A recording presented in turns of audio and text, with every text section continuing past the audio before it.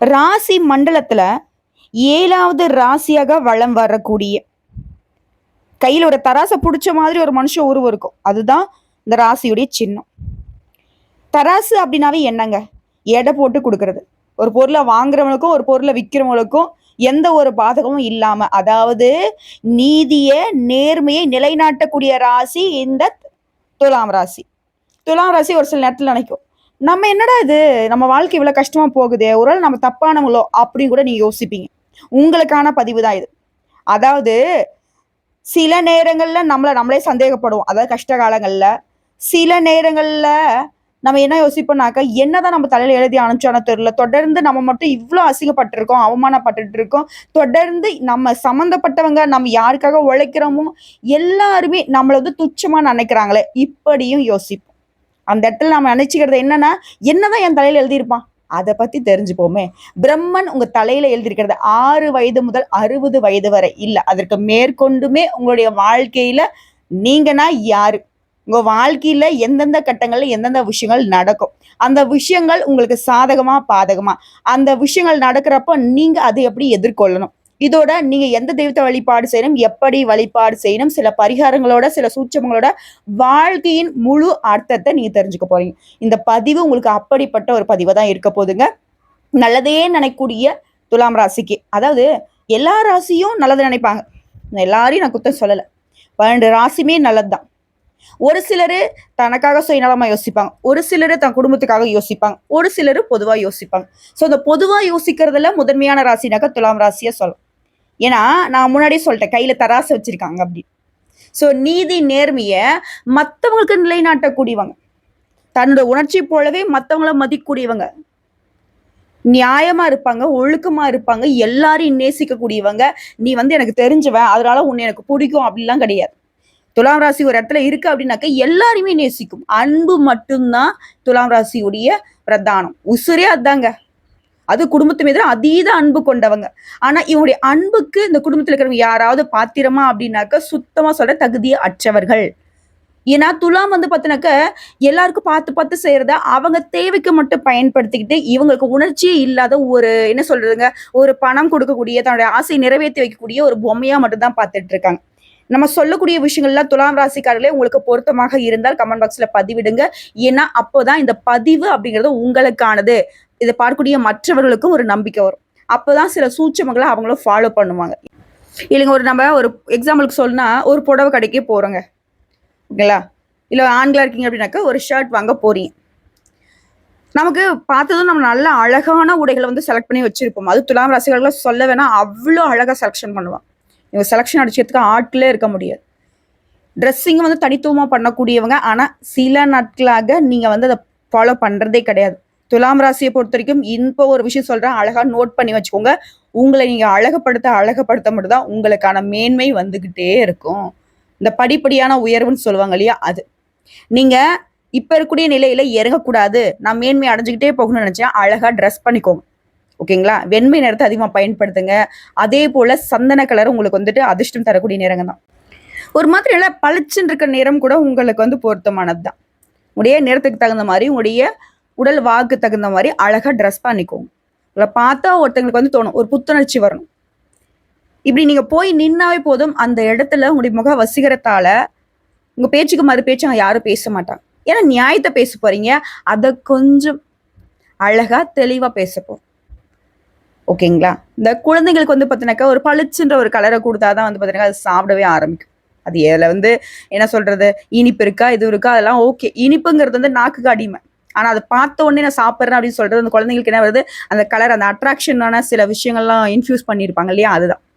So அது போலதான் துலாம் ராசி தன்னை அழகுபடுத்திக்கிட்டு ஒரு காரியத்துக்கு போறீங்க அப்படின்னாக்கா அந்த காரியம் வெற்றிங்க. உங்களை நீங்களே கண்ணாடியில பார்த்துக்கலாம், ஓகேடா நம்ம சூப்பரா இருக்கோம், வெற்றி நிச்சயம் அப்படின்ற மாதிரி.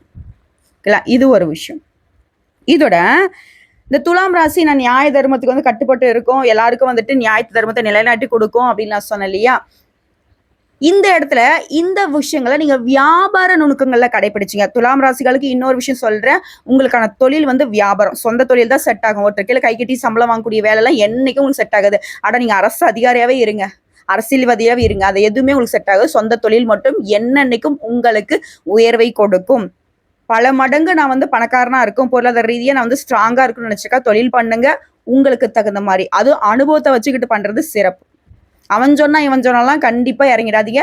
துலாம்க்கு அது செட் ஆகாது. ஏன்னா நியாய தர்மம் நீங்க பண்ணிட்டீங்க. தொழிலை பொறுத்த வரைக்கும் சில கண்கட்டி விதைகள்லாம் ஒரு சிலர் காட்டுவாங்க. ஸோ அது வந்து உங்களுக்கு பிடிக்காம போயிடும். ஓகேவா? அடா இவன் ஏதோ தப்பு பண்றான்ப்பா, இவன் தொழில் என்னென்னமோ பண்ணிட்டு இருக்கான், இந்த தொழில் நமக்கு செட் ஆகாது அப்படின்னு ஒதுங்கிடுவீங்க. தயவுசெய்து சொல்றேன், கொஞ்ச நாள் இருங்க. நீங்க தொழில் செய்யறதுக்கு முன்னாடி அந்த அனுபவத்தை கத்துக்கோங்க. அவங்க வந்து பார்த்தீங்கன்னாக்கா தொழிலில் சில ஏமாற்று வேலை பண்றாங்களா, அதை நான் பண்ணக்கூடாது அப்படிங்கிற மாதிரி நீங்க செஞ்சுக்கோங்க. அதே போல துலாம் ராசிக்காரர்கள் உங்களுக்கு வந்து அந்த கடை வச்சிருக்காங்க, இல்ல ஏதோ ஒரு நெக்கடையே வச்சிருக்காங்க, துணி கடை வச்சிருக்காங்க, ஏதாவது வச்சிருக்காங்க, அவங்க துலாம் ராசிக்காரர்களா இருக்காங்க அப்படின்னா உங்களுக்கு தெரிஞ்சிருந்தா நான் சொல்ல வரேன். இது உங்களுக்குமே பெருமை சேர்க்கக்கூடிய விதத்தில் தான் இருக்கும். துலாம் ராசிக்காரங்களே, உங்களை மாதிரி ஆட்கள் கிட்ட பொருள் வாங்கக்கூடியவங்க அதிர்ஷ்டசாலிகள்னு சொல்லலாம். ஏன்னா பொருள் வந்து தரமா இருக்கும். தனக்கு ஒரு ரூபாய் நஷ்டமானாலையும் பரவாயில்லப்பா, நான் என்கிட்ட வந்துட்டு நம்பி பொருள் வாங்குறவங்க நல்லா இருக்கணும். நம்பிக்கைக்கு உரியவங்க இந்த துலாம் ராசிக்காரங்க. அம்மா ஒரு நிமிஷம் இரு, நீ என்ன சொல்ல வர? நான் எங்களை பத்தி எங்களுக்கு நல்லாவே தெரியும். புரியுதா உனக்கு? எங்களை பத்தி எல்லாமே நல்லா தெரியும். என்ன பண்ண முடியும் இப்போ? நல்லவங்க தான், வல்லவங்க தான். புரியுதுங்களா? சில சமயம் ரொம்ப கோவம் வருது, ஆனா அது மற்றவங்களுக்கு புரிய மாட்டேங்குது. சில இடங்கள்ல சில பேர் வந்து உங்களுக்கு கோபமே வராது. ஒரு என்ன சொல்றது, ஒரு மரக்கட்டை, நீங்க உணர்ச்சியற்ற ஒரு கல்லுன்னு கூட வந்துட்டு அடையாளப்படுத்துவாங்க. அந்த நேரத்துல ஒரே அடிதான், அப்படியே நீ சுருண்டுருவ அப்படின்னு தோணும் உள்ளுக்குள்ள. அது வந்து செயல்படுத்த முடியாது. ஏன்னா நம்ம தான் எல்லாரையும் நேசிக்கிறோமே. ஆனா இருக்கிறதுலே 12 ராசியிலே அதீத கோபக்காரங்கன்னு மேஷ ராசி, சிம்ம ராசியை நாங்கள் அடையாளப்படுத்துறோம், இன்க்ளூடிங் விருச்சிக ராசி. இவங்க 3 பேருக்கு மேல ஒரு அப்பம் ஒருத்தன் இருக்கான்னு சொன்னா நாங்கள் துலாம் ராசியை சொல்லலாம். புரியுதுங்களா? பயங்கரமான கோபக்காரன், பாசத்துக்கு அடிமை. பகைன்னு வந்துட்டா துலாம் ராசிக்காரன் யாரும் பகைச்சிக்காதீங்க. சுனாமியை விட மோசமான கோபத்திற்கு உரியவர்கள். ஓகேவா? ஸோ இந்த இடத்துல வந்துட்டு துலாம் ராசி புரிஞ்சிக்க வேண்டியது இதுதான். ஒரு கோபதாபங்கள் இருக்கு. நீங்களே வந்து உங்களை வந்து பரிசோதிக்கக்கூடிய இடமும் இதுவாக தான் இருக்கு. எனக்கு வர கோவம்லாம் வந்து பார்த்தீங்கன்னாக்கா மற்றவங்களுக்கு சாதாரணமாக தெரியுது, அப்போ நான் வந்து கோவப்படுறதுல ஒரு அர்த்தம் இல்லைன்னு கூட யோசிச்சிங்க இல்லையா? உங்களுடைய கோபம் நியாயமானது, அர்த்தம் உள்ளது. ஃபர்ஸ்ட் உங்களை நீங்க புரிஞ்சுக்கோங்க. நீங்க என்ன செய்யணும், ஏது செய்யணுங்கிறது தான் இதுல சூட்சமே. இன்னொரு விஷயம் சொல்றேன், இதையும் அழகா நோட் பண்ணிக்கோங்க. உங்களுக்காக, உங்களுடைய ஆரோக்கியத்துக்காக, உங்களுடைய உயர்வுக்காக, உங்களுடைய சுயநலத்துக்காக என்னைக்கு நீங்க பாடு வைக்கிறீங்களோ, உங்களுடைய தேவைக்காக ₹1 எடுத்து வைக்கிறீங்களோ, அன்னைக்கு மட்டும்தான் துலாம் ராசி உயர்வை நோக்கி பயணம் பண்ணும். அப்பதான் நீங்க முதல் அடியை எடுத்து வைப்பீங்க. இது நாள் வரைக்கும் நீங்க என்ன வேணா பண்ணிருங்க, வீடு கட்டுருங்க, நிலம் வாங்கிருங்க, காரு பஸ் என்ன வேணா வாங்கிட்டு இருங்க, அது எதுவுமே உங்களுக்கு நிலைக்காது. அதை அடுத்தவர்களுக்கு ஈஸியா நீங்க தூக்கி கொடுத்துருவீங்க. ஸோ தனக்காக என்னைக்கு துலாம் ராசி யோசிக்குதோ அன்னைக்குதான் உங்களுடைய வெற்றி நிச்சயிக்கப்படுது. அது வரைக்கும் நிலையில்லாத வாழ்க்கை, நிலையில்லாத வெற்றி, நிலையில்லாத ஒரு தன்மையை தான் துலாம் ராசி தூக்கி கொண்டு சுமந்துட்டு இருப்பீங்க. ஸோ இந்த நேரத்துல துலாம் ராசி நினைக்க வேண்டியது என்னன்னா, நம்மளை போல மற்றவங்க இருக்க மாட்டாங்கிறத எழுதி வச்சுக்கணும். நீங்க எதிர்பார்க்கறத கண்ணாடி மாதிரி. நான் சிரிக்கிறேன்னா அதே மாதிரி ஆப்போசிட் இருக்கிறவன் சிரிக்கணும். நான் உங்ககிட்ட நியாயமா நடந்துக்கிறேன்னா நீ என்கிட்ட நியாயமா நடந்துக்கணும். ஏங்க அந்த கலியுகத்துல ₹10 நீ ஒருத்தங்கிட்ட கொடுக்குற அப்படின்னாக்கா அந்த ₹10 திரும்பி வரதுக்கான வாய்ப்பே கிடையாது. ஆனா துலாம் என்ன பண்ணுது, கோடி ரூபாய் சம்பாதிச்சாலும் அதாவது எல்லாருக்கும் தூக்கி கொடுத்துட்டு அன்பை மட்டுமே எதிர்பார்க்குது. பணம் கொடுத்தாவே திரும்ப வராது. இந்த கலியுகத்துல எங்க அன்பு திரும்பி வரும்?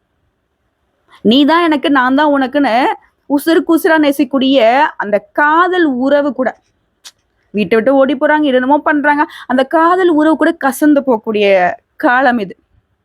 அன்பும் பண்பும் எங்க இருக்கு? ஆனா அதெல்லாம் எப்பவுமே தன்னுடைய பிறவிலே கொண்டிருக்கூடியது துலாம் ராசி. இதை வந்து மத்தவங்க நீ எதிர்பார்க்குறீங்க, கூட பிறந்தவங்களா இருக்கட்டுங்க, பெத்தவங்களா இருக்கட்டுங்க, அதெல்லாம் நீங்க அவங்க கிட்ட எதிர்பார்க்கவே முடியாது. ஆனா ஒரு விஷயம் சொல்றேன், இப்போ உங்களை யாரெல்லாம் தூத்துறாங்களோ, யாரெல்லாம் ஒதுக்கி வைக்கிறாங்களோ, யாரெல்லாம் நீங்க வந்து ஒரு ஆளே இல்லைன்னு அடையாளப்படுத்துறாங்களோ, அசிங்கப்படுத்தலாம், அவமானப்படுத்தலாம், ஏன் அடிக்கலாம், ஆனா அவங்க எல்லாரையும் தூக்கி உங்க காலடியில போட்டு மிதிச்சு நீங்க வந்துட்டு அப்படி நிக்கக்கூடிய நேரம் காலம் கூடிய விரைவில் வரும். ஸோ அதெல்லாம் நடக்கணும்னா துலாம் என்ன பண்ணணும்?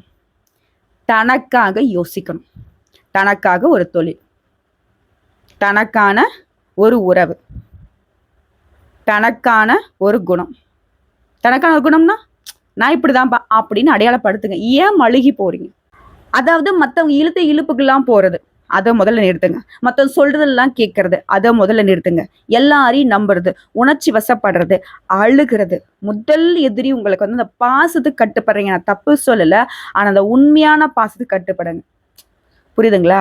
பாசம் போலியான பாசத்தை காட்டி உங்களை வந்து பார்த்தீங்கன்னாக்கா பயன்படுத்தக்கூடிய ஆட்களுக்கு எட்ட வைங்க. ஆனால் ஒரு விஷயம் இப்போ சொல்லுவீங்க துலாம் ராசிக்காரர்கள், அம்மா எங்களுக்கு என்னம்மா தெரியும் அப்படின்னு மட்டும் சொல்லிடுறீங்க. நல்லது கெட்டத பார்த்த நொடியில அடையாளப்படுத்தக்கூடிய ராசி நீங்க. உங்களுடைய அதிபதி யார் தெரியுமா? அசுரன். அசுரனுடைய தலைவன் சுக்கிரன். ஒருத்தன் வாழ்க்கையில நல்லா இருக்குன்னாக்க சுக்கிர பகவான் மனசு வைக்கணும். அவரை அதிபதியா வச்சுக்கிட்டு வாழ்க்கை அப்படி இருக்கு இப்படி இருக்குன்னு நம்ம புலம்புறதுக்கான காரணம் சுயநலமா யோசிக்கல. உங்களுடைய சுக்கிர பகவானை கேட்டா அதுதான் சொல்லுவார். ஏப்பா நான் அதிபதியா தான் இருக்கேன், இந்த ஆளும் சுயநலமா யோசிக்கல, இந்த அம்மா சுயநலமா யோசிக்க மாட்டேங்குது, நான் என்ன பண்ணட்டும், வாய்ப்புகளை அள்ளிதான் கொடுக்குறேன், இது தூக்கிட்டு போய் பக்கத்துல கொடுத்துட்டு வந்துடுது. புரியுதுங்களா? ஒன்றும் இல்லை. இப்போ வந்து ஒரு நம்ம வீட்டில் ஒரு மாங்காய் மரமே இருக்குன்னு வச்சுக்கோங்க. இப்போ சீசன் இல்லையா, மாம்பழம் வச்சிருக்கு. இப்போ வந்து பார்த்தீங்கன்னா நம்ம மரம் நிறைய மாம்பழம் இருக்குன்னு சொல்லிட்டு டெய்லி வரவங்க போறவங்களுக்கெல்லாம் கொடுத்துக்கிட்டே இருக்கும். ஆனால் ஒரு பழம் கூட நம்ம வந்து சுவைக்கவே இல்லை. அந்த பழத்துடைய டேஸ்டே அவனுக்கு தெரியாது. நமக்கு தான் மரம் இருக்குல்லன்ட்டு கொடுத்துக்கிட்டே இருக்கிறது. கடைசியில் சீசனும் முடிஞ்சு போயிடும், மரத்தில் இருக்கக்கூடிய மாம்பழமும் இல்லை.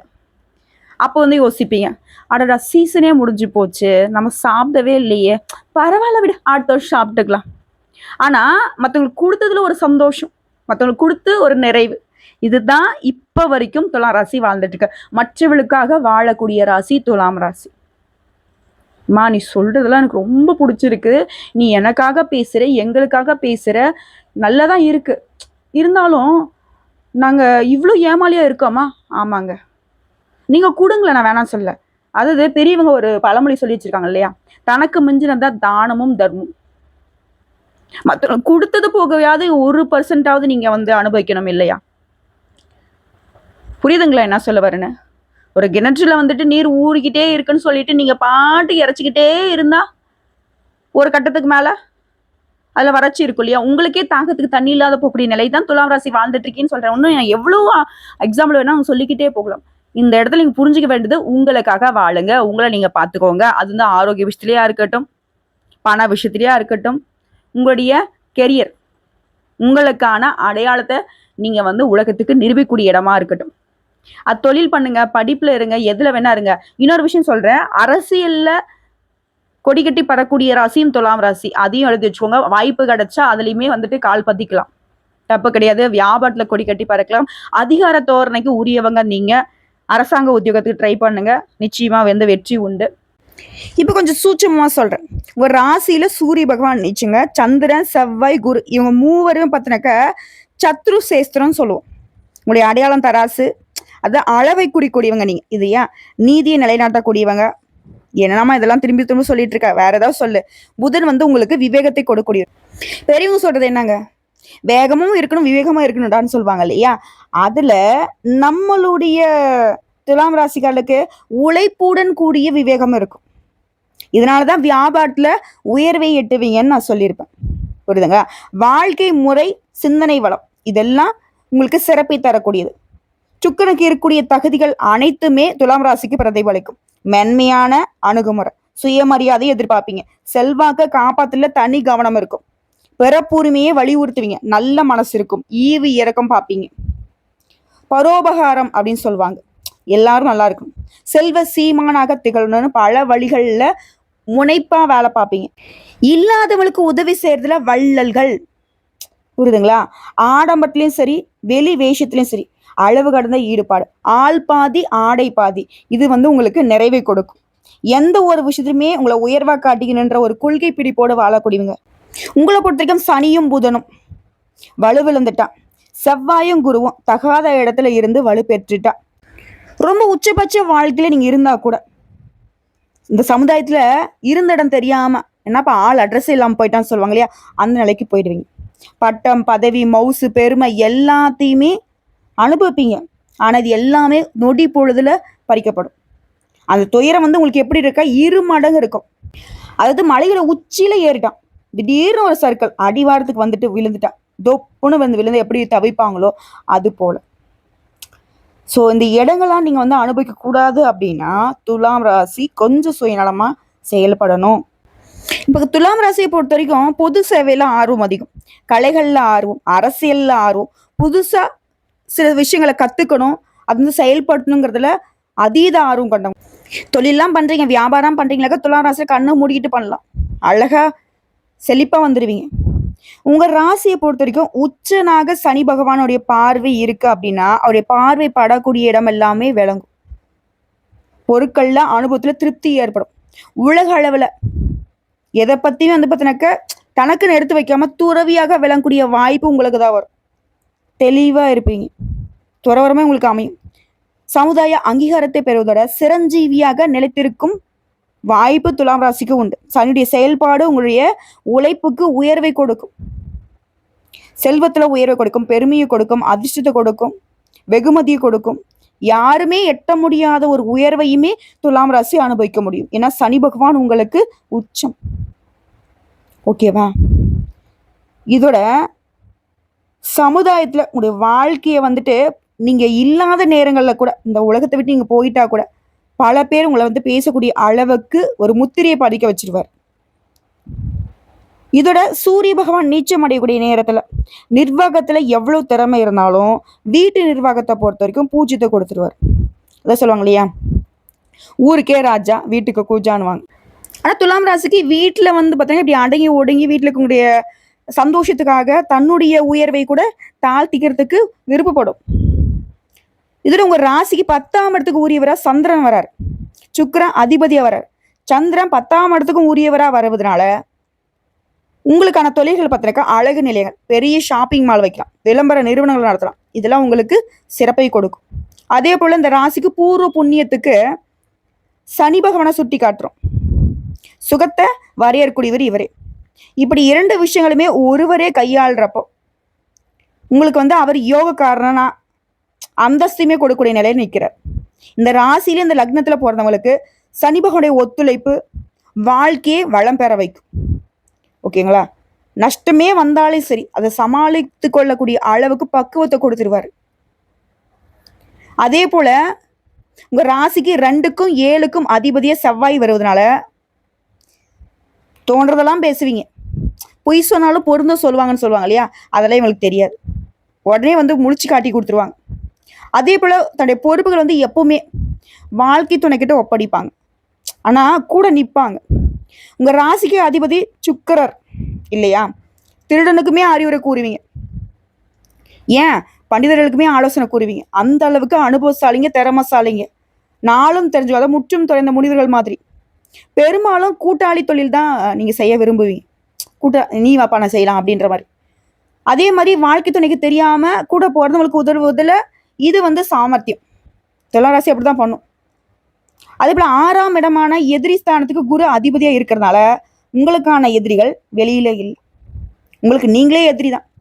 அனுபவம் இல்லாத வயசுலயே தொழில் தொடங்குறதுக்கான தைரியம் வந்துடும். ஆனா துலாம் ராசி எந்த வயதுல தொழிலை தொட்டாலும் சரி அதுல நீங்க அனுபவத்தை பெற்று வெற்றி அடைவீங்க, நஷ்டத்துக்கு உட்கார மாட்டீங்க, சமாளிச்சிருவீங்க. உங்களை பொறுத்தவரைக்கும் அதிர்ஷ்டம் தரக்கூடிய நிறம் வெளிர் நீலம் பச்சை, இந்த நிறத்தை அதிகமாக பயன்படுத்துங்க. முன்னாடி சொன்ன வெண்மை நிறமும் அதே போல சந்தன நிறம், இந்த 4 நிறம் எப்பவுமே உங்களுக்கு சிறப்பை கொடுக்கும். அதிர்ஷ்டம் தரக்கூடிய பூக்கள் செண்பகம், மனோரஞ்சிதம், சம்பங்கி. அதிர்ஷ்டம் தரக்கூடிய தேதிகள் 5, 6, 8, 17, 24. இது எல்லாமே உங்களுக்கு யோகத்தை தரக்கூடிய தினங்கள். இந்த தேதிகள்ல ஏதாவது ஒரு காரியங்களை நீங்க வந்து கையில் எடுக்கிறீங்க அப்படின்னாக்கா அதுல வந்து வெற்றியை கொடுக்கும். அதே போல எண்கள், அதிர்ஷ்ட எண்கள்னாக்கா 4, 6, இது உங்களுக்கு சாதகமான பலன்களை கொடுக்கும். அதிர்ஷ்டமான திசைன்னு கேட்டீங்கன்னாக்கா வடகிழக்கு, தென்கிழக்கு, இந்த திசைகள் உங்களுக்கு யோகமானது. அதிர்ஷ்டம் தரக்கூடிய ரத்தினம் நீலம், கோமேதகம். அதிர்ஷ்டம் தரக்கூடிய கிழமைகள் புதன், சனி, இந்த கிழமைகள்ல நீங்க மேற்கொள்ளக்கூடிய காரியங்கள் வெற்றியில முடியும். தொழில்னு பார்த்தீங்கன்னாக்கா விற்பனை பிரிவு, ஏதாவது ஒரு தொழில் விற்கிறது வாங்குறது. அதே போல இரும்பு சார்ந்த தொழில்கள், நீர்நிலை சார்ந்த தொழில்கள் எல்லாமே துலாம் ராசிக்கு வெற்றி கொடுக்கும். ஸோ இப்போ வரைக்கும் பார்த்த விஷயங்கள்ல இருந்து, அதாவது நம்ம செய்யக்கூடிய விஷயத்த நம்மளே சொல்றத விட மற்றவங்க சொல்றப்ப அது நமக்கு இன்னும் வந்து ஒரு மாதிரி தெளிவை கொடுக்கும் இல்லையா, சந்தோஷத்தை கொடுக்கும். நல்லது வந்து சந்தோஷத்தையும், கெட்டது வந்து தெளிவையும் ஏற்படுத்தும். அந்த வகையில தான் துலாம் ராசிகள் இந்த பதிவு பயனுள்ளதா அமைஞ்சிருக்கும். உங்க நல்ல மனசுக்கு நல்லதே நடக்கும். இந்த பதிவுமே உங்களுக்கு அப்படிதான் கொண்டு வந்து சேர்க்கப்படும். நல்லா இருப்பீங்க. வாழ்த்துக்கள்.